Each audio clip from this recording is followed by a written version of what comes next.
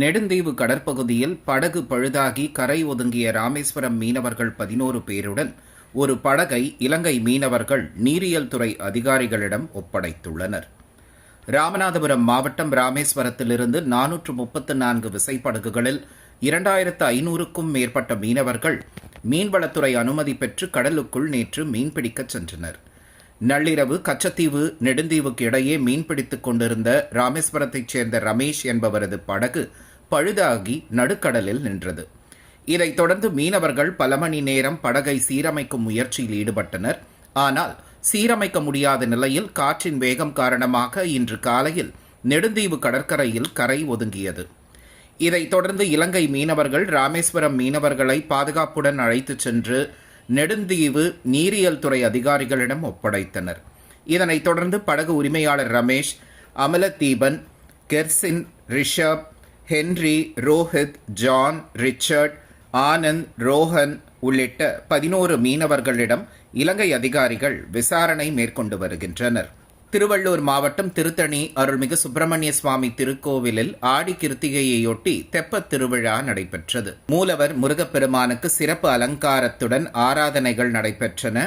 இதையடுத்து மலைக்கோவில் காவடி மண்டபத்தில் உற்சவர் முருகப்பெருமான் விசேஷ அலங்காரத்தில் வெள்ளி கவச அலங்காரத்துடன் பக்தர்களுக்கு திருக்காட்சி தந்து அருளினார். கிருஷ்ணகிரி மாவட்டம் சந்தூர் பகுதியில் அமைந்துள்ள பிரசித்தி பெற்ற மாங்கனி மலையில் வீற்றிருக்கும் ஸ்ரீ வள்ளி தெய்வானை சமேத அருள்மிகு வேல்முருகன் கோவிலில் ஆடி கிருத்திகை திருவிழா மிகவும் விமர்சையாக நடைபெற்றது. இங்கு குறும்பரின மக்கள் தங்கள் தலையில் தேங்காய் உடைத்து நேர்த்திக்கடன் செலுத்திய சம்பவம் பெரும் பரவசத்தை ஏற்படுத்தியுள்ளது. ஆடி கிருத்திகை நன்னாளை முன்னிட்டு அதிகாலை முதலே சுவாமிக்கு சிறப்பு அபிஷேக ஆராதனைகள் நடைபெற்றன. முருகன் வள்ளி தெய்வானையுடன் விசேஷ அலங்காரத்தில் பக்தர்களுக்கு காட்சி கொடுத்தார். அதைத் தொடர்ந்து அங்குள்ள அருள்மிகு மாரியம்மன் கோவில் முன்பாக குறும்பரின மக்களின் வீரபத்ர சுவாமியின் சிலிர்ப்பூட்டும் சேவையாட்டம் நடைபெற்றது. மேளதாளங்கள் முழங்க நடைபெற்ற இந்த சேவையாட்டம் விழாவிற்கு வந்திருந்த அனைவரையும் மெய்சிலிர்க்க வைத்தது. திருப்பூரில் போக்குவரத்து சிக்னல் காத்திருப்பையும் மாநகர போக்குவரத்து காவல்துறையினர் இனிமையாய் மாற்றினர்.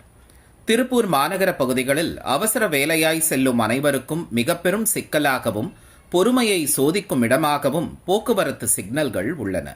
அதிலும் வெயில் காலங்களில் சிக்னல்களில் நிற்கும் இருசக்கர வாகன ஓட்டிகள் நிலை சொல்லி மாளாது. இத்தகைய சிக்னல் அசௌகரியங்களை போக்கும் வகையில் திருப்பூர் மாநகர போக்குவரத்து காவல்துறையின் செயல் ஆச்சரியத்துடன் சிக்னலில் நிற்பவர்கள் மனநிலையையும் மகிழ்ச்சியாக மாற்றியுள்ளது.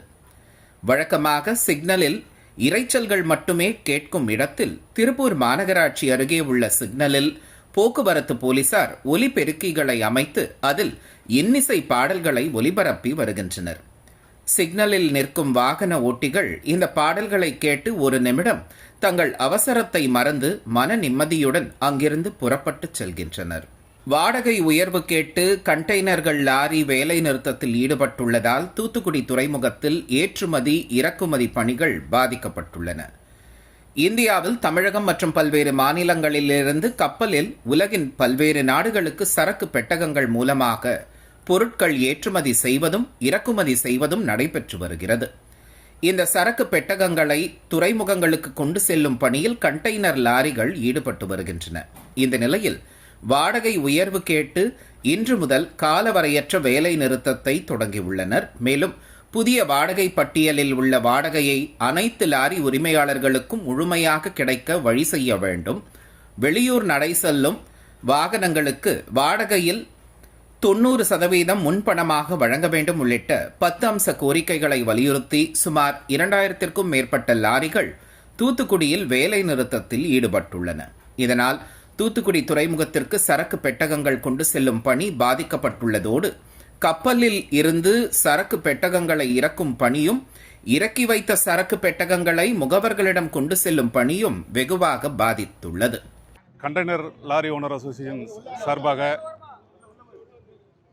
வாடகை உயர்வு, அதாவது 1/7 ஒரு வாடகை உயர்வுக்கு ஒரு அமல்படுத்தி ஒரு டேரிப்பு நாங்கள் போட்டிருக்கிறோம்.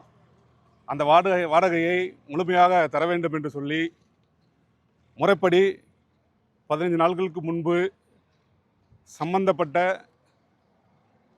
நிறுவனங்களிடமும் காவல்துறையிடமும் மாவட்ட ஆட்சியரிடம் முறையாக மனு கொடுத்து 2 கட்ட பேச்சுவார்த்தை நடைபெற்று அந்த பேச்சுவார்த்தையில் உடன்படாத காரணத்தினால் இன்று முதல் காலைவரையற்ற வேலை நிறுத்தத்தை தூத்துக்குடி கண்டனர் லாரிகள் அனைவரும் நிறுத்தியுள்ளோம். முதல்ல வாடகை உயர்வு. வாடகை கிட்டத்தட்ட 2021ஆம் ஆண்டு அமுல்படுத்தின வாடகைக்கு அப்புறம் சுமார் 6 வருடங்கள் கழித்து 1/7 முதல் புதிய வாடகை நாங்கள் அனைவரும் சேர்ந்துதான் அந்த வாடகையை நாங்கள் உயர்வுக்கு ஒரு வாடகையை ஒரு புத்தகமாக இல்லை ஜாயிண்ட் மீட்டிங் எல்லாம் போட்டு வாடகை நம்ம அமுல்படுத்தியிருக்கிறோம். இந்த வாடகையை முறையாக எங்களுக்கு வழங்க மாட்டிருக்கிறார்கள். அவங்க அதாவது இந்த சிஹெச்ஐ அசோசியேஷன் அவங்க எல்லாம் என்ன செய்கிறாங்கன்னா கிளைண்ட்டு அந்த வாடகையை வாங்கிக்கிடுறாங்க. லாரி உரிமையாளர்களான எங்களுக்கு இந்த வாடகை முறையாக தரமாட்டேங்கிறார்கள்.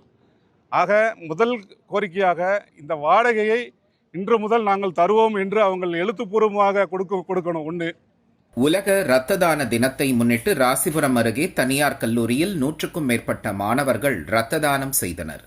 இந்த நிகழ்ச்சியில் ராசிபுரம் மாவட்ட தலைமை மருத்துவமனை மருத்துவர் அகல்யா தலைமையிலான மருத்துவர்கள் மாணவர்களை பரிசோதனை செய்து ரத்தம் பெற்றுக் கொண்டனர். உடன் கல்லூரி தாளாளர் மற்றும் ஆசிரியர்கள், மாணவர்கள் என பல்வேறு தரப்பினர் பங்கேற்றனர்.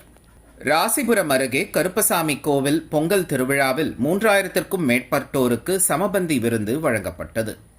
நாமக்கல் மாவட்டம் ராசிபுரம் அடுத்த வடுகம் பகுதியில் அருள்மிகு கருப்பசாமி, அருள்மிகு தாவாயம்மன் கோவிலானது அமைந்துள்ளது.